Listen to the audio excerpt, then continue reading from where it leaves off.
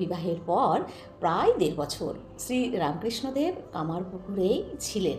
শরীর পুরোপুরি সুস্থ না হলে কর্মস্থলে ফিরে যাওয়ার পর আবার যদি পুরনো রোগ বেড়ে যায়, এই ভয়ে চন্দ্রাদেবী সম্ভবত তাঁকে যেতে দেননি। দেশপ্রথা অনুযায়ী ওই সময়ের মধ্যে তিনি একবার শ্বশুরবাড়ি গিয়ে বধূকে সঙ্গে করে জোরে বাড়ি ফিরেছিলেন।